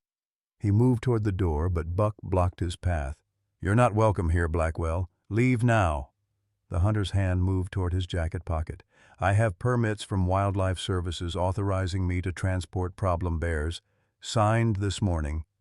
"Those permits are for Wildlife Services operations, not private hunting lodges," Sarah argued. "A minor distinction," Blackwell said dismissively. "Now step aside. Those bears are coming with me." Buck stood his ground. "Over my dead body." Blackwell's smile turned dangerous. "That can be arranged, old man." The standoff might have escalated further if not for the sudden sound of another vehicle approaching. Through the window, Sarah spotted the now familiar Wildlife Services SUV pulling up behind Blackwell's truck. "Looks like we have company," she said, relief flooding through her. Blackwell glanced outside, his jaw tightening. "This isn't over," he warned quietly. Dr. Ellis and Ranger Matthews entered without knocking, both looking grave. "Mr. Blackwell," Dr. Ellis said coolly, "I thought I made it clear yesterday that this is an official Wildlife Services operation. Your presence is neither required nor welcome." "Just checking on my neighbors after the storm," Blackwell replied smoothly. "Ms. Mitchell was about to show me the bears you mentioned." "Actually, I was about to throw him out," Buck corrected. Dr. Ellis turned to Sarah. "Are the cubs still here? And the mother?" Sarah nodded reluctantly. "In the cellar. The smallest one is doing better after surgery." "Surgery?" Dr. Ellis raised an eyebrow. "I removed the bullet," Sarah explained, "from both the cub and the mother. They're both recovering well." "You operated on a full-grown grizzly?" James asked incredulously. "She allowed it," Sarah said simply. "She knew I was helping, Doctor." Ellis exchanged a skeptical glance with James before turning back to Sarah. "We need to examine them and prepare for transport. The facility in Helena is expecting them by tomorrow." "And what about my permits?" Blackwell interjected. "I have authorization to relocate problem bears to my property." Dr. Ellis fixed him with a cold stare. "Those permits were issued under false pretenses, Mr. Blackwell. You claim to be operating a sanctuary, not a hunting operation." Blackwell's expression darkened. "I have powerful friends in the state government, Dr. Ellis. friends who understand the economic value of trophy hunting. Perhaps, she replied evenly. But I answer to federal wildlife protection laws, not state politicians. Those bears are coming with us. Sarah felt torn. While she didn't want the bears going with Blackwell, she also wasn't ready to surrender them to a faceless government facility where they'd be treated as mere specimens. "Before anyone takes them anywhere," she said firmly, "I need to show you something." She led them to the cellar door, opening it slowly to reveal the scene below. Hope lay on the blankets, her 3 cubs nestled against her, the smallest one's bandaged shoulder clearly visible. The bear's intelligent eyes fixed immediately on the group, wary, but not aggressive. "My God," Dr. Ellis breathed. "She's allowing you this close to her cubs?" "It's more than that," Sarah said. "Look at her left ear." Dr. Ellis descended a few steps for a better view, then froze. "There's a research notch, an old one. From 25 years ago," Sarah confirmed. "When I rehabilitated her as a cub." "That's impossible," James muttered. "Bears don't live that long in the wild." "Some do," Dr. Ellis corrected him. "It's rare, but not unprecedented, and this would explain her abnormal behavior." She turned to Sarah with newfound respect. "She remembered you." "She sought me out specifically," Sarah added. "When her cubs were in danger, she came looking for the human who had helped her once before." Dr. Ellis looked thoughtful.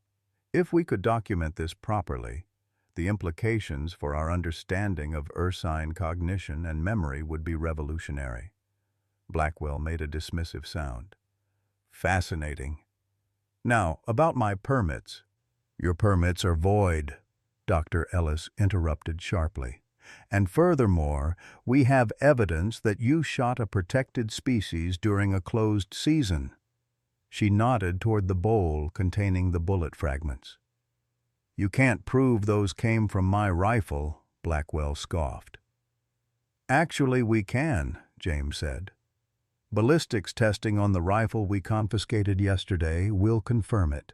And Ms. Mitchell performed surgery, which means there will be tissue evidence on the bullets linking them directly to these bears."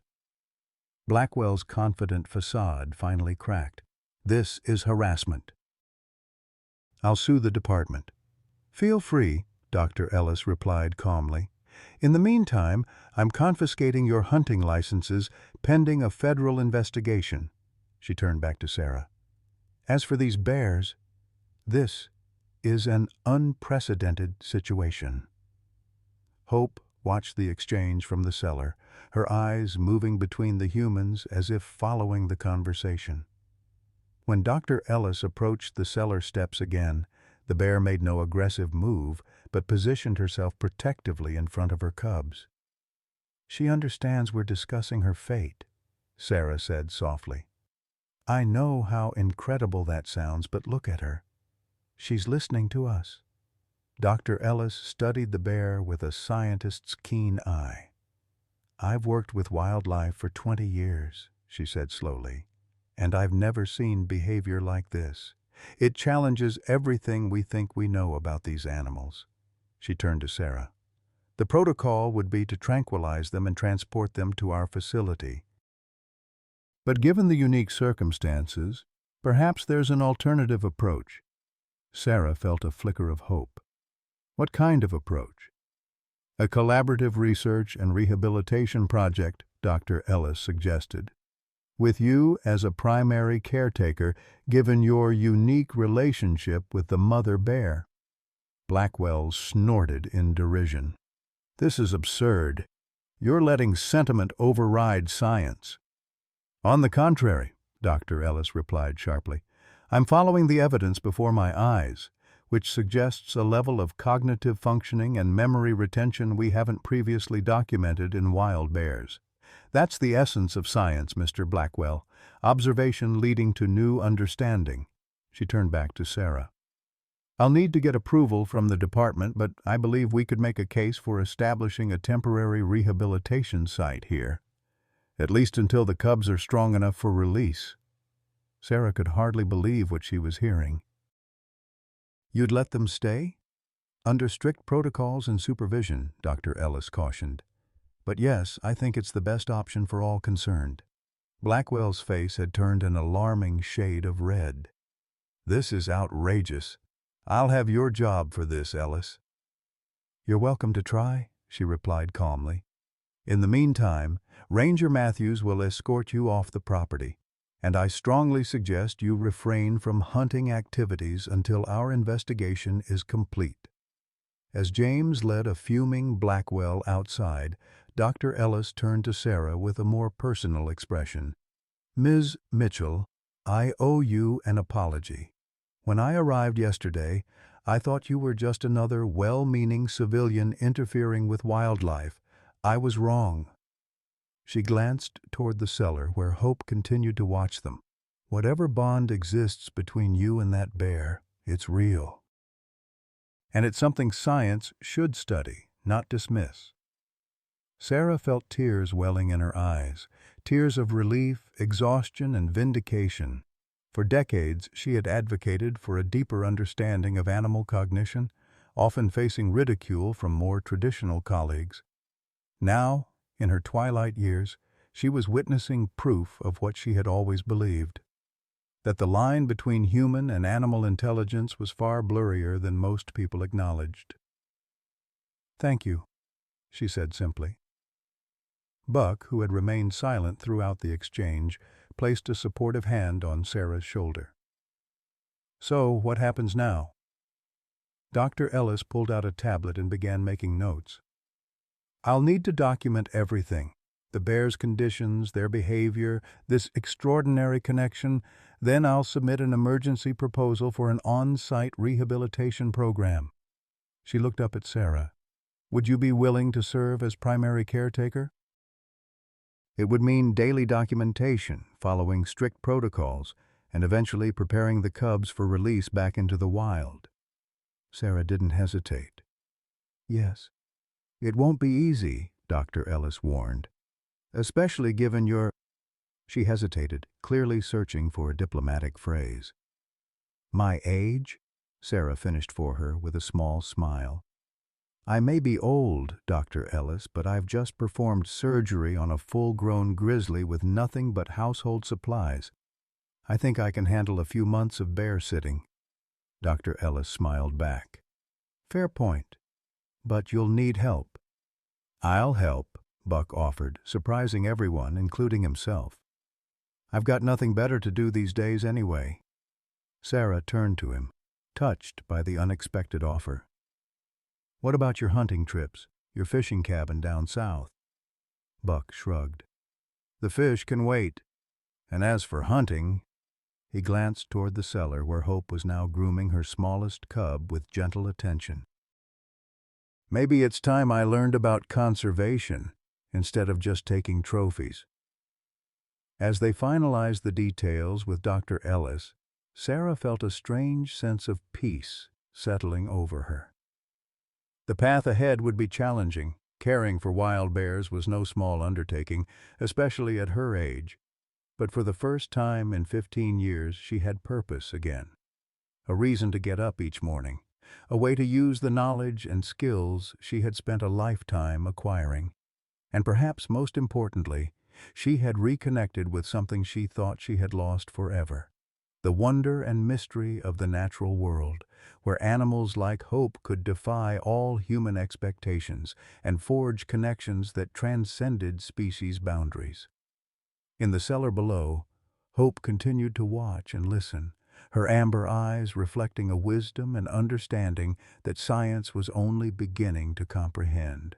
Spring came to the Montana mountains with deliberate slowness, as if the winter were reluctant to release its grip.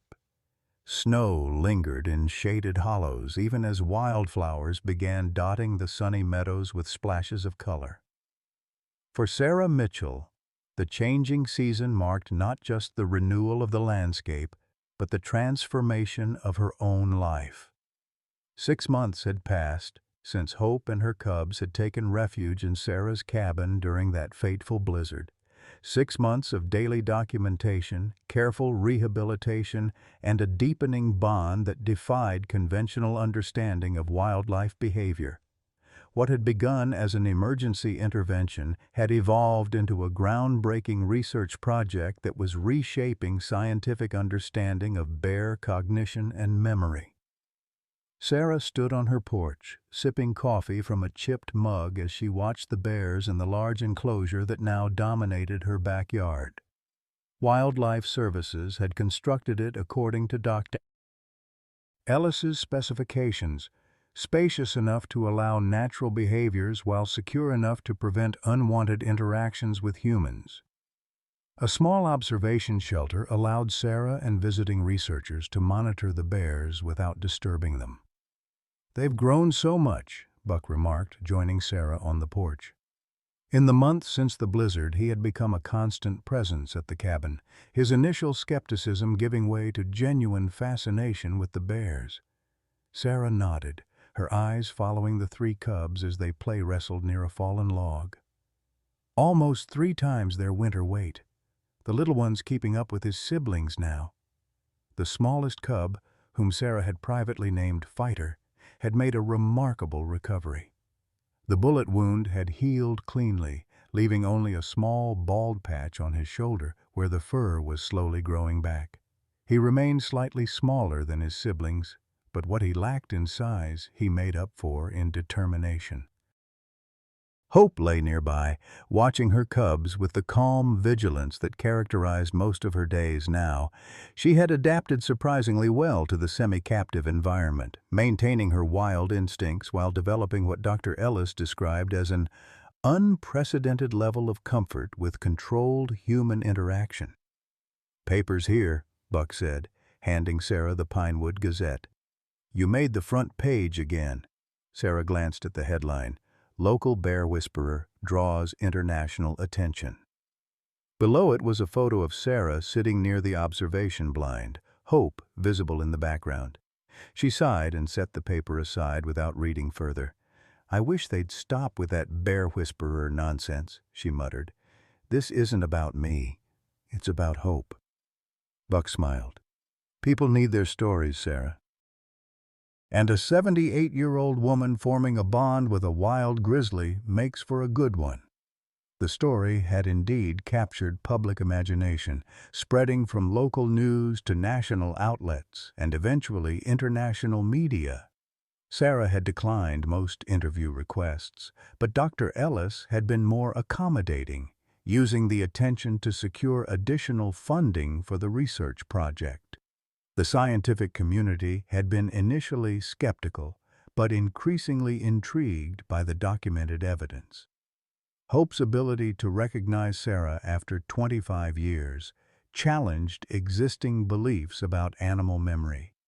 Her deliberate decision to seek help from a specific human suggested cognitive processes more complex than previously attributed to bears, and her continued willingness to interact with Sarah while maintaining appropriate wariness of other humans pointed to a level of discernment that fascinated researchers.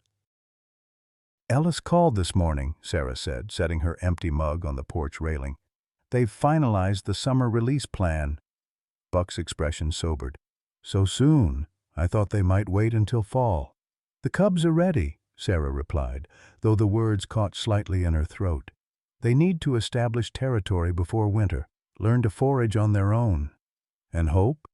"She'll go with them initially, help them settle. Then she'll likely establish her own territory nearby." The release plan had been developed meticulously over months of observation and assessment. The bears would be transported to a remote area of the national forest, far from hunting lodges or hiking trails. GPS collars would allow researchers to monitor their movements without human interference. It was the best possible outcome, a return to the wild with the skills and strength to thrive. So why did Sarah feel this growing heaviness in her chest whenever she thought about it? "You're going to miss them," Buck observed quietly. Sarah nodded, not trusting her voice for a moment.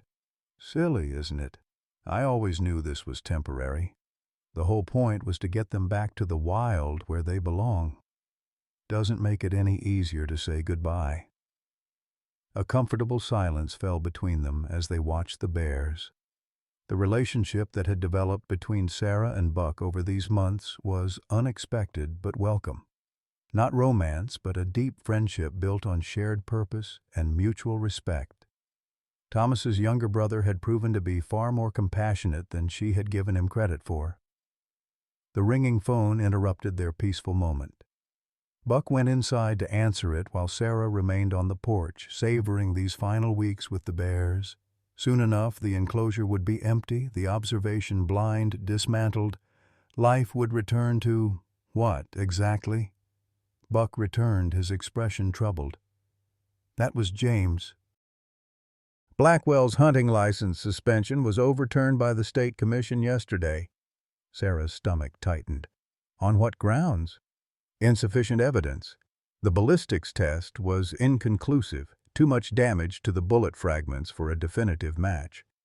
Despite Dr. Ellis's efforts, the case against Edward Blackwell had stalled in the bureaucratic machinery of wildlife enforcement.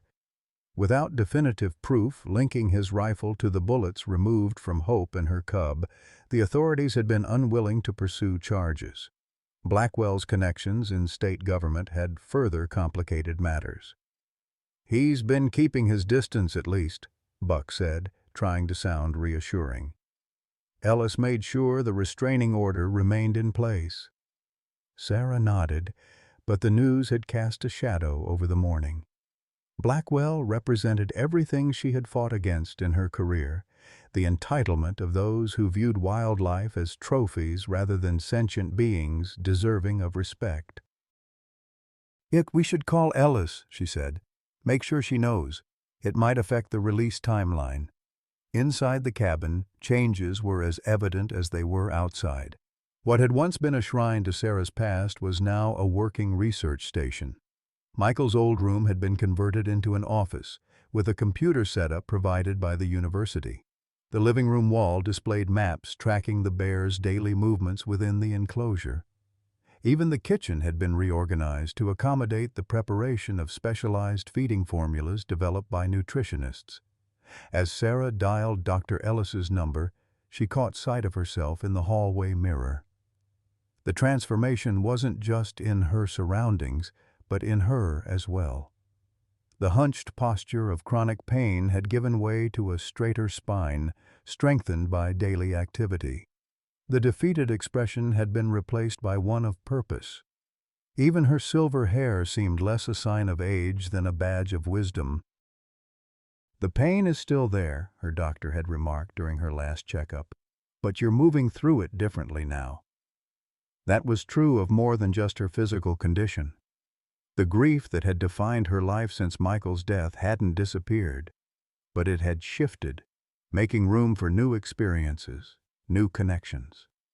After updating Dr. Ellis about Blackwell, Sarah returned to the porch where Buck was splitting firewood, an unnecessary task in the mild spring weather, but one that seemed to help him think. "Ellis is concerned," Sarah reported. "She's going to consult with the legal team about accelerating the release schedule." Buck set down the axe. "How soon?" "Possibly next week instead of next month." The news hung between them, both understanding what it meant. Their time with the bears, this extraordinary chapter in their lives, was coming to an end even sooner than expected. "What will you do after?" Buck asked, voicing the question Sarah had been avoiding. She shrugged. "Go back to my exciting life of bird-watching and crossword puzzles, I suppose. You could write about this, your experiences with Hope. The scientific papers are important, but they don't capture the whole story." Sarah had considered it. Dr. Ellis had already co-authored 2 papers with her for wildlife biology journals, with more planned. But a more personal account? She wasn't sure she had the energy for such an undertaking. "Maybe," she said non-committally. "What about you? Going back to your fishing cabin?" Buck looked away, suddenly finding the woodpile fascinating. "Actually, I've been thinking of staying in the area. That old Johnson property down the road is for sale.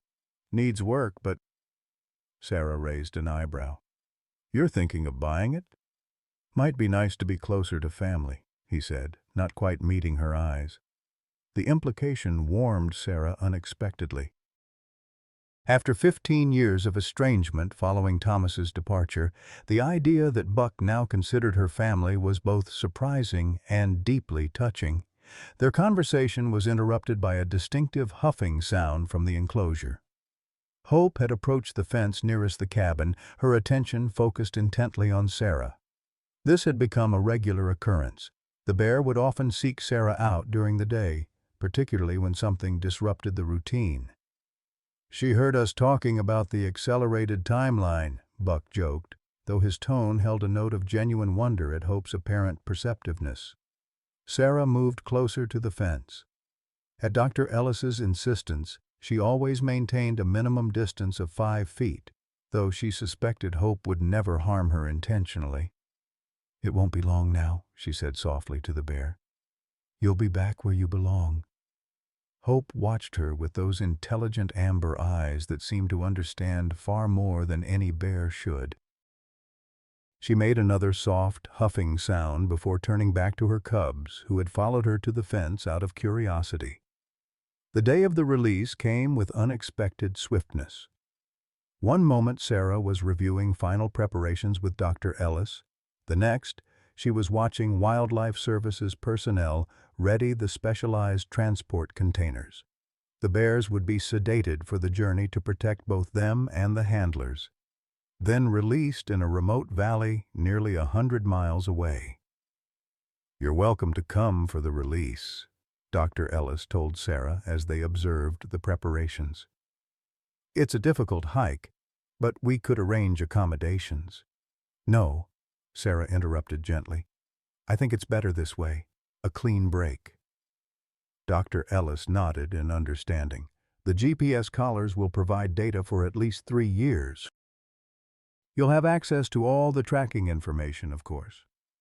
Thank you, Sarah said, though she knew that digital dots on a map would be a poor substitute for the direct connection she had formed with these bears. The moment of sedation was handled with professional efficiency. Hope went first, allowing the researchers to approach with the dart gun without aggression, another example of her extraordinary trust. The cubs, sensing something amiss, became agitated until they too were sedated. Sarah watched from a distance, determined to maintain her composure. This was what success looked like in wildlife rehabilitation, healthy animals returning to their natural habitat. She had always known this day would come. So why did it feel like her heart was being torn from her chest? Buck stood beside her, a silent pillar of support. He had been uncharacteristically quiet all morning, his own attachment to the bears evident in the tightness around his eyes. As the sedated bears were carefully loaded into the transport containers, Dr. Ellis approached Sarah one last time. What you've accomplished here is remarkable, she said, her professional demeanor softening. Not just the rehabilitation, but the documentation of cognitive abilities we never suspected these animals possessed. It will change how we approach wildlife management for years to come. Sarah nodded, not trusting herself to speak. And on a personal note, Dr. Ellis continued, I want to thank you for reminding an old cynic like me that there's still wonder to be found in this work. She handed Sarah a small package, a token of appreciation from the department. It's not much, but... Sarah unwrapped it to find a beautiful bronze sculpture of a bear with 3 cubs, a perfect miniature of Hope and her family. It's lovely, she managed, the lump in her throat making speech difficult. As the transport vehicles pulled away, Sarah and Buck stood side by side on the porch, watching until they disappeared down the mountain road. The enclosure, so alive with activity just hours before, now stood empty and silent. You did the right thing, Buck said finally. They belong in the wild. I know, Sarah replied. I just didn't expect it to hurt this much. The following days passed in a strange limbo. Sarah found herself automatically walking to the enclosure each morning before remembering it was empty. She checked the GPS tracking data obsessively, relieved to see Hope and her cubs exploring their new territory together, establishing routines in the wilderness that was their birthright. A week after the release, Sarah was sorting through research notes when Buck arrived with groceries, a task he had taken on without discussion. "Thought you might want to see this," he said, handing her a thick envelope. Inside was a formal document from the State Wildlife Commission establishing the Hope Bear Sanctuary on 500 acres of land adjacent to the National Forest. The land, previously slated for development as luxury cabins, had been purchased by an anonymous donor and placed in a conservation trust. "Who?" Sarah asked, stunned by the generous gesture. Buck shrugged, though something in his expression suggested he knew more than he was saying. "Whoever it was, they specified that you should serve as honorary director with a modest stipend for consulting on bear rehabilitation cases." Sarah stared at the documents in disbelief. After decades of fighting for wildlife protection, often feeling like she was shouting into the void, this validation of her life's work seemed almost too good to be true. "There's more," Buck said, pulling a newspaper from his grocery bag. Page 3. The headline made Sarah gasp. "Hunting Lodge owner indicted on federal wildlife charges." The article detailed how Edward Blackwell had been arrested for running an illegal trophy hunting operation targeting protected species, including grizzly bears. "They found evidence on his computer," Buck explained. "Photos, client lists, the whole operation. He's facing serious jail time." A sense of justice, long delayed but finally realized, washed over Sarah. Blackwell's arrest wouldn't undo the harm he had caused, but it would prevent future destruction. More importantly, it meant Hope and her cubs would be safer in their new territory. "Life has a funny way of coming full circle," Sarah mused, setting the paper aside. That evening, as they sat on the porch watching the sunset paint the mountains in shades of gold and purple, Sarah felt a sense of peace she hadn't experienced in years. The ache of missing Hope and her cubs remained, but alongside it grew a quiet satisfaction in knowing they were where they belonged. "I've been thinking about your suggestion," she said to Buck, "about writing down this experience." He nodded encouragingly. "People would want to read it, not just the science, but the story." "I think Michael would have liked that," Sarah said softly. It was the first time she had spoken her son's name without the sharp edge of grief cutting through her. "He always said I should write a book about my work." "It's not too late," Buck replied. "In fact, I'd say you're just getting started." Sarah smiled at the thought. At 78, most people would consider her story largely written. But these past 6 months had taught her that new chapters could begin at any age, that purpose could be found in unexpected places, and that connections, even between species, could transcend all boundaries. 2 weeks later, Sarah woke before dawn to the sound of something moving on her porch. Years of living in bear country had attuned her to the distinctive sounds of wildlife near her home. This was too heavy for a raccoon, too deliberate for a deer. She reached for her robe and moved quietly to the window, expecting perhaps an elk or even a black bear attracted by the bird feeders Buck had recently refilled. What she saw instead made her heart nearly stop. Standing on her porch in the pale pre-dawn light was Hope. The mother bear was alone, her cubs nowhere in sight, and she looked directly at the window as if she knew Sarah was watching. Sarah's hands trembled as she opened the front door. Hope was over 100 miles away, according to the GPS data. She couldn't possibly be here, yet she was. The same distinctive notch in her ear, the same intelligent amber eyes. The GPS collar was gone, though the fur around her neck showed where it had been. "Hope?" Sarah whispered, hardly daring to believe. The bear made the familiar chuffing sound that had become their form of greeting over the months together. She approached slowly, stopping a respectful distance away. Sarah stepped onto the porch, her heart pounding. This defied all wildlife behavior patterns, all scientific expectations. Bears released into the wild didn't travel 100 miles to visit humans. They didn't remember human connections over distance and time, except apparently this one did. Hope stayed only briefly. She allowed Sarah to approach closer than ever before, their eyes meeting in a moment of connection that transcended the boundaries between their species.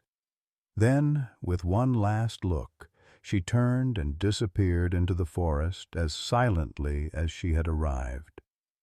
When Buck arrived later that morning, he found Sarah still sitting on the porch, a peaceful smile on her face.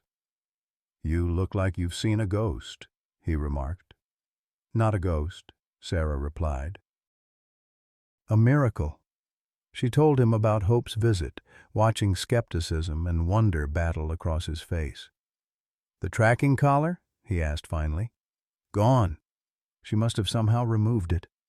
Buck shook his head in amazement. "Ellis won't believe it. No one will without evidence."